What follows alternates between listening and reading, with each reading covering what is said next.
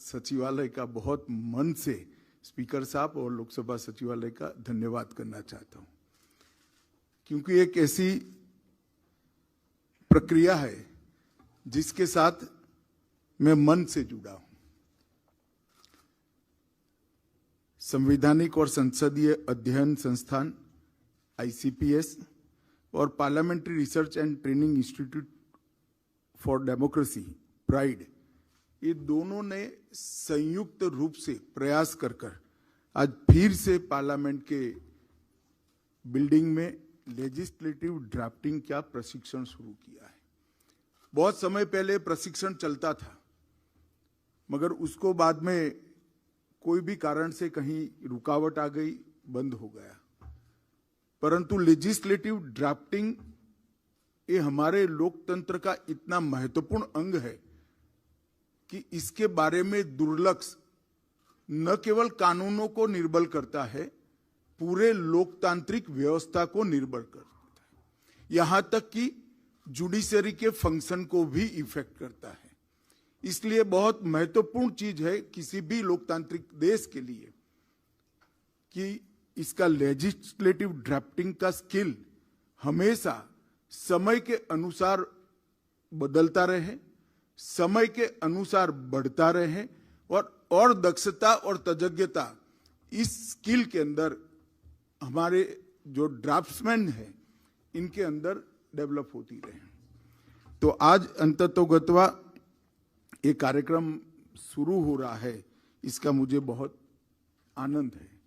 मित्रों, आज भारत के महान स्वतंत्रता सेनानी सुखदेव जी की जन्म जयंती है और हमारे पूर्व उपराष्ट्रपति भैरव सिंह शेखावत जी की पुण्यतिथि है।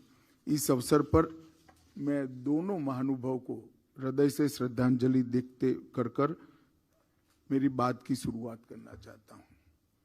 दुनिया भर में कई देशों में लोकतंत्र है। एक मायने में हमारा लोकतंत्र को दुनिया सबसे बड़े लोकतंत्र के रूप में जानती है, मगर आप जो लेजिस्लेटिव ड्राफ्टिंग से के साथ जुड़े हुए भाई बहन हैं, उन सभी को मैं कहना चाहता हूं कि हम सबसे बड़ा लोकतंत्र तो है ही, परंतु लोकतंत्र का जन्म ही भारत में हुआ था। सबसे पहले लोकतंत्र का विचार ही भारत में हुआ था। महाभारत काल से लेकर मौर्य युग तक और फिर गुप्त साम्राज्य तक हर जगह पे कोई न कोई शासन व्यवस्था के जो विकल्प थे उसमें लोकतांत्रिक व्यवस्था थी। आप लोगों को आश्चर्य होगा कि महाभारत आपने पढ़ा होगा, उसमें श्री कृष्ण का जो यादव गणराज्य था वो गणराज्य था। इसका कोई राजा नहीं था, नायक हुआ करते थे, नायक का चुनाव होता था। और उसके बाद मगध साम्राज्य का समय आया, एक साम्राज्यवादी सोच, बहुत बड़ी सोच थी। इसके सामने भी वैशाली, मल्ल, कई गणराज्य थे जिन्होंने बहुत अच्छे शासन के उदाहरण दुनिया के सामने पेश किए थे। हम भारत में लोकतंत्र की जननी के संस्कार को समाहित किए हुए लोकतंत्र को आज हमारी जड़ें बहुत नीचे तक पहुंच चुकी। हमारे संविधान निर्माताओं ने इतनी अच्छी तरीके से संविधान बनाया है कि ये संविधान को एक प्रकार से दुनिया का सबसे परिपूर्ण संविधान माना जाता है, क्योंकि हमारे संविधान निर्माताओं ने हमारे देश की जो परंपरागत लोकतांत्रिक व्यवस्था और लोकतांत्रिक संस्कार थे उसको तो हमारे संविधान में समाहित किए ही, परंतु आज के समय की जो रिक्वायरमेंट थी इसके अनुसार एक आधुनिक संविधान देने का भी प्रयास किया। तो संस्कार तो हमारे पुराने जो लोकतांत्रिक व्यवस्था के थे उसको जस के तस लेकर आए, उसकी आत्मा वही रही, परंतु व्यवस्था आधुनिक दुनिया में सबसे अच्छी व्यवस्था बनाने का काम हमारे संविधान निर्माताओं ने किया। जहां तक संविधान का सवाल है, 3 बड़े पिलर्स लोकतंत्र के बनाए गए हैं। लेजिस्लेचर मतलब पार्लियामेंट और हमारी विधायिका, दूसरा एग्जीक्यूटिव, तीसरा जुडिशरी और एक मायने में चौथा प्रेस को भी कहते हैं। परंतु जहां तक संविधान का सवाल है, इन 3 पिलर पर हमारी पूरी लोकतांत्रिक शासन व्यवस्था को बनाने का काम हमारे संविधान निर्माताओं ने किया। और ये तीनों स्तंभ जो है, इसका कार्य बहुत अच्छे तरीके से व्याख्यायित कर दिया गया है, जिससे एक दूसरे पर ओवरलैपिंग होने की संभावना सबसे कम हो। हालांकि ओवरलैपिंग हो रहा है, परंतु इन्होंने संभावना नहीं छोड़ी है। तीनों के कार्य को बहुत अच्छे तरीके से विभाजित कर दिया है। लेजिस्लेटर मतलब पार्लियामेंट और विधान मंडलों का काम क्या है? तो लोक कल्याण के लिए विचार करना, लोगों की समस्या का विचार करना, और समस्या का समाधान लोकतंत्र के अंदर कानून के माध्यम से होता है। समस्या का स्थायी समाधान कानून के माध्यम से ही हो सकता है, तभी समानता के सिद्धांत को हम अच्छे तरीके से लागू कर सकते हैं। इसलिए लोगों की समस्या का चर्चा करना, इसका समाधान ढूंढना और समाधान को कानून के सांचे में ढालकर समस्याओं को निर्मूल कर देना। इसके साथ साथ दुनिया भर में जो बदलाव आ रहे हैं, वो बदलाव के अनुकूल हमारी व्यवस्थाओं को हमेशा अपग्रेड करती रहना। दुनिया की व्यवस्थाओं के सामने हम आंख मूंद कर नहीं रह सकते।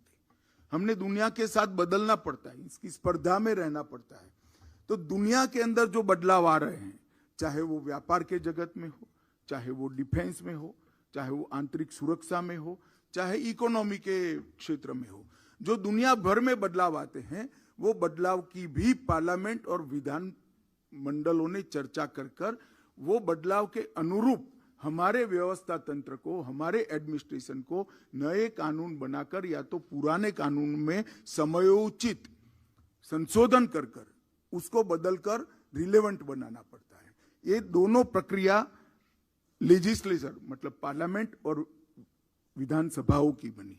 इसके बाद जो कानून बनता है, वो कानून के स्पिरिट के आधार पर इसका एग्जीक्यूशन का काम एग्जीक्यूटिव करते हैं। ये दूसरा स्तंभ है। तो जो कानून का लेटर एंड स्पिरिट में इम्प्लीमेंटेशन का काम एग्जीक्यूटिव को करना है, फुल स्टॉप एंड कॉमा में नहीं। लेटर एंड स्पिरिट में इसको जमीन पर पहुंचाने का काम एग्जीक्यूटिव ने करना है। ये तो हो गया, कानून बनाएगा पार्लियामेंट और असेंबली और एग्जीक्यूटिव इसका पालन करेगी। मगर विवाद होते हैं, विवाद का अधिकार भी होना चाहिए। तो विवाद होता है तो कानून की व्याख्या कौन करेगा, कानून की मीमांसा कौन करेगा? कानून के अर्थघटन के बारे में जब विवाद होता है तो उसकी मीमांसा कौन करेगा? तो इसके लिए जुडिशियरी को स्वतंत्र रूप से काम करने के लिए हमारे यहाँ अधिकार दे दी। तो तीनों चीजों को क्रिस्टल क्लियर तरीके से संविधान ने व्याख्यायित कर दिया है। कानून बनाने का काम किसका है, कानून का इम्प्लीमेंटेशन काम करना किसका है, और अगर कहीं पर डिस्प्यूट होता है तो इसकी व्याख्या करने का काम किसका। ये तीनों स्तंभों के अंदर हमारे टोटल लोकतांत्रिक व्यवस्था को बांटने का काम हमारे संविधान निर्माताओं ने किया। अब जब कानून बनाने का काम पार्लियामेंट का है, तो कानून बनाने का काम पार्लियामेंट का है। जो विधायक होते हैं, सांसद होते हैं, वो लेजिस्लेटिव विधा के जानकार नहीं होते हैं। वो जनप्रतिनिधि है, वो जनता की अपेक्षाओं को जानते हैं, जनता की दिक्कतों को जानते हैं और उस पर पॉलिटिकल विल से एक निर्णय करते हैं। एक निर्णय कर लिया, परंतु उसको कानून के सांचे में ढालने का काम किसका है? तो उसको कानून के सांचे में ढालने का काम आप लोगों का है। और ये बहुत महत्वपूर्ण बात है। पॉलिटिकल विल जो कैबिनेट की होती है, पॉलिटिकल विल जो पार्लियामेंट की होती है, इसको कानून के सांचे में ढालने का काम लेजिस्लेटिव डिपार्टमेंट का होता है। और इसीलिए आज मैं आपको ये बताने आया कि सबसे महत्वपूर्ण बात, सबसे महत्वपूर्ण काम आपके पास है। पॉलिटिकल विल को, लोगों की समस्याओं का समाधान करने के रास्तों को और देश की अलग अलग प्रकार की जरूरत है, चाहे डिफेंस की हो, चाहे इंटरनल सिक्योरिटी की हो, चाहे इकोनॉमी की हो, चाहे इंडस्ट्रियल डेवलपमेंट की हो, या सुचारू रूप से तंत्र चलाने की, ये सभी को जो इच्छा पार्लियामेंट की और कैबिनेट की है, उसको कानूनी स्वरूप देने का काम आपका है। तो ड्राफ्टिंग ये बहुत महत्वपूर्ण है। ड्राफ्टिंग जितना अच्छा होगा, एग्जीक्यूशन इतना सरल हो जाएगा, एग्जीक्यूटिव गलती नहीं करेगी। ड्राफ्टिंग जितना अच्छा होगा, जुडिशरी को भी ओवरस्टेप करने का मौका नहीं मिलेगा। अगर ड्राफ्टिंग में ग्रे एरिया छोड़ देते हो तो व्याख्या करते वक्त कोई एंक्रोचमेंट कर सकता है। ड्राफ्टिंग परिपूर्ण है, ग्रे एरिया ही नहीं है, स्पष्ट है, तो इसकी व्याख्या स्पष्ट हो जाएगी, एग्जीक्यूशन के वक्त भी हो जाएगी और जुडिशियल रिव्यू के वक्त भी हो जाएगी। ड्राफ्टिंग जितना लचर होगा, जुडिशियल रिव्यू में इतना ग्रे एरिया की व्याख्या करने का अधिकार जुडिशरी का बढ़ता है। जुडिशरी के अधिकार से कोई दिक्कत नहीं है, परंतु लेजिस्लेटर की मंशा को कानून में रिफ्लेक्ट होना चाहिए। तो जब आप कानून बनाते हो उस वक्त कैबिनेट की जो स्पिरिट है, वो स्पिरिट को, कैबिनेट के प्रस्ताव को स्पिरिट के साथ, इसकी स्पिरिट को समझकर, संविधान की स्पिरिट को समझकर, दोनों का सामंजस्य कर कानून में डालने का काम करना है। एक तरीके से देखें तो पार्लियामेंट सरकार का सबसे शक्तिशाली अंग है, परंतु वो शक्तिशाली अंग की ताकत कानून है और कानून अच्छा बनाने का काम आप सभी का है। इसीलिए ये प्रशिक्षण एक मायने में बहुत जरूरी है और इसीलिए मैं आप सभी को एक निवेदन करने आया हूं कि इस प्रशिक्षण को खाना पूर्ति समझकर मत करना। लेजिस्लेटिव ड्राफ्टिंग किसी भी देश को अच्छा चलाने की सबसे महत्वपूर्ण विधा है। अगर देश को अच्छा चलना है, देश के संविधान के जो कामों के बीच में बंटवारे, इसके बीच में क्लैश भी नहीं होना देना है, तो लेजिस्लेटिव ड्राफ्टिंग बहुत अच्छा होना चाहिए। और मैं इसके लिए आप सभी को कहता हूं कि पार्लियामेंट की और लोगों की इच्छा को कानून में ट्रांसलेट करते वक्त ढेर सारी चीजों का हमें ध्यान रखना होता है। संविधान, लोगों के रीत रिवाज, संस्कृति, ऐतिहासिक विरासत, शासन व्यवस्था की संरचना, समाज की प्रकृति, देश की सामाजिक आर्थिक विकास की स्थिति और अंतर्राष्ट्रीय संधि और हमारा दायित्व, ये सब सोचकर एक पॉलिटिकल विल आपके सामने आती है, तब आपको इसको कानूनी स्वरूप पहनाना होता है। और अगर इसकी सबसे कई सारी रिक्वायरमेंट है, मैं बहुत हरीडली बताना चाहूंगा, बाद में हम स्पीकर साहब को सुनना चाहते हैं। मित्रों, लेजिस्लेटिव ड्राफ्टिंग ये विज्ञान नहीं है और लेजिस्लेटिव ड्राफ्टिंग कला भी नहीं है। लेजिस्लेटिव ड्राफ्टिंग कौशल है जिसको आत्मा के साथ जोड़कर, स्पिरिट के साथ जोड़कर लागू करना है। तो लेजिस्लेटिव ड्राफ्टिंग के कोई फिक्स रूल्स नहीं होते, आपको पढ़ाए जाएंगे रूल्स, मगर वो सभी रूल्स से ऊपर संविधान के स्पिरिट को समझकर उसको जमीन पर उतारना, वो आपका काम है। इसके साथ साथ संविधान की स्पिरिट हम तभी समझेंगे जब अच्छी जानकारी संविधान की होगी और ग्रे एरिया को मिनिमाइज करने पर हमेशा ध्यान रखना चाहिए।